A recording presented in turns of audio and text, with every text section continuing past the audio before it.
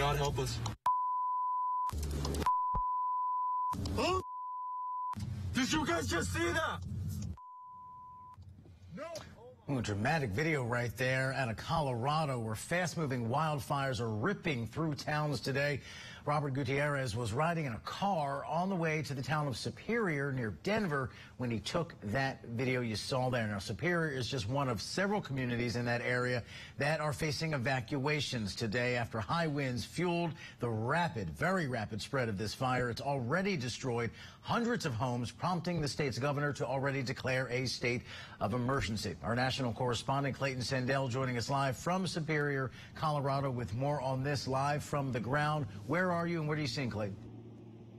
Hey, Rob. Well, the Boulder County Sheriff's Department escorted us out of the neighborhood we were in. We're now back at a roadblock, probably about a mile and a half from where the worst of the fire burned. And you can see they have all sorts of Colorado wildlife officials here are helping to man this roadblock. And we've seen a steady stream of people who are desperate to learn more about their homes, coming up to these officers, asking them if they can go in. They've all been turned away. It is still far too dangerous at this point. But there was a gentleman who was just here with his wife who told me that he walked all the way in to their neighborhood about a mile from here to see their house. They found out that it did survive, but they said a bunch of houses just across the street, right next door, burned down. One of the other things I wanted to show you out here is now that we're away from the town a little bit, you can see all of this dry grass around us. And I don't know if you can hear this, but it is extremely dry. And right now, this is what burned up as those winds came through yesterday. Those winds were pushing these flames at, in some cases, measured up to 115 miles an hour, sustained gusts into the evening of 50, 60 miles an hour. And that 150 miles an hour, that's in Category 3 hurricane territory. So extremely strong winds happening here overnight. So what is happening now is that people are trying to get in. They're not able to get in. There's a lot of shelters still open. And, of course, this is still a pandemic. And there is one shelter designated just for people who tested positive with COVID. Officials tell us as far as homes, they are, now that the sun is up, they are now counting and trying to get a better count. But it's anywhere from 500 to 600 homes. And if that number holds, and I expect that it will, that will make this the most destructive wildfire in Colorado history. And one of the things that the governor has pointed out, and many people have pointed out, is that this didn't happen in a rural wilderness part of the mountains here in Colorado. This happened, you can see a little bit behind me here, probably some of the smoke. This happened in a suburb, basically, of Denver. And so while the major fire is not moving as it was yesterday, it's cooled down, the winds have calmed tremendously, you can still see, hopefully far in the distance there, some puffs of smoke and some areas there where things are still definitely on fire. We were in a neighborhood all morning where firefighters were coming through and putting out hotspots. So there is still burning in this area, and it's just going to be a while before they can assess and figure out exactly how many homes were lost and when people can go home. We're expecting to hear from officials at around 10 o'clock Denver time, noon Eastern time. So hopefully we'll learn a little bit more about what's going on here. But that is the scene now here, Rob. And fingers crossed that snow in the forecast where you are brings a little bit of relief, but certainly those folks in shelters right now having anything but a happy new year. Clayton, been on the ground all morning. Thank you so much. Please keep us informed as we learn more throughout the day.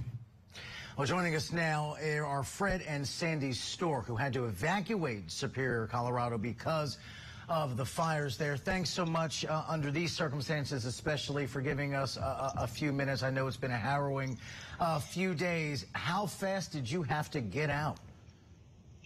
Well, we had to get out pretty quick. We got a phone call from the county saying that we had to evacuate.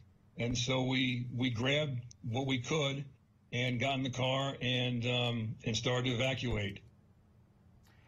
We actually waited for our daughter to get to us. She was coming from Dillon and 88th, And when she got to us, we moved out immediately. So we were actually behind a lot of people that were already in transit.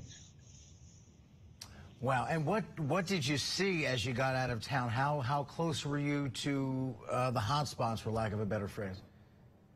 It was smoky, really, really smoky, to the point where your eyes are burning and you can't breathe. We live very close to the hospital, and we knew that was getting evacuated as well. But we were pretty close to things. My daughter's home was across the street from another place that we think caught on fire. Yeah. And so she got out with her cats and brought them over to our place. And then we drove over to our son's house, who lives a little bit closer to Denver. Yeah, in Westminster. And how is your own home? Any word yet? Well, it looks like from the map, the home probably has survived. But last night we did go back to our house around 7 o'clock to get my car out of the garage, just thinking that it was going to burn down. And when we got there, the homes along El Dorado Drive had just started to catch fire. And one of them, there were about 6 fire trucks there that were trying to put that one out. While they were trying to put that one out, it jumped to the one next to it. And my understanding is that 10 homes in a row burnt right along that area, and that was only about 500 yards from our home. So we're really not sure how far up the hill it came from there. But there were a lot of first responders out there. You know, we saw some as we were leaving our house. But as my wife said, Sandy said, you know, there's a 3-way stop sign down our street, and perpendicular to that, right at the end of that, right there was a house that was totally engulfed in flames, and, you know, literally, you know, a 35-second walk from our house down to there. So it was pretty close.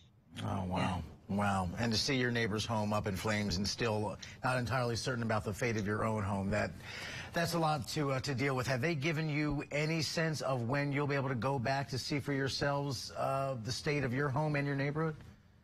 They said we're supposed to get an update around 10 o'clock or so. So we're waiting for that. That's all we know right now. It's very hard. There is a map online that we looked at that actually shows where the fire damage came through. Someone texted that to me earlier, and it looked like our home was in the safe zone, but right around it is devastated. It is. We've heard that they just don't want us to go back right now. They want to get the fires, you know, out that we're burning, and make sure it's safe for us to go back. So we got a hotel, and we're just going to wait it out. We've had a lot of friends, a lot of folks that we know from literally all over the world. I had a friend who's in the UK who texted me early this morning to see if we were okay. So we've got a lot of friends. It provides a lot of comfort, and then we'll do what we can for our neighbors. Yeah. Well, that's certainly comforting to hear that people are reaching out, knowing what you and your community are facing right now. Obviously, we see these wildfires a lot more regularly these days, so much of it in California, but obviously the western part of the country is particularly vulnerable to this.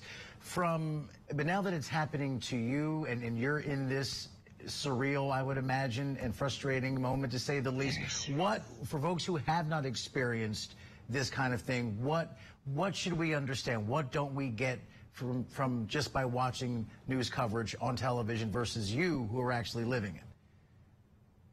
Wow. It's harrowing. It's really, and it's frightening, you know, when you're trying to evacuate and, you know, you're stuck like everyone else trying to evacuate.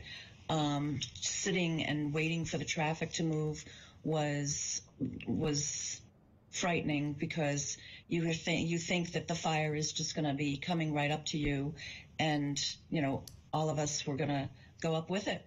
It's frightening. The aftermath is going to be a challenge for everyone, and we'll live with this for a long time, because if our house survived and the houses that we described down the street, you know, didn't survive, look, we're going to see that for a long, long time. It'll take a long time to rebuild these houses. So, It's true. It's true. And much like a tornado, it's amazing that one side of the street gets devastated, the other side is just fine. And that apparently is the case with wildfires as well. Certainly hope you fare better than others, thinking about you and your family and your community. I'd want to say Happy New Year, but no matter how it shakes out, you guys have a tough start to 2022 on top of everything else. But we're thinking about you and hope everything turns out as well as possible. Thank you. Fred and Sandy Stork. Thank you. Evacuee. Thank you very much. Take care to both of you.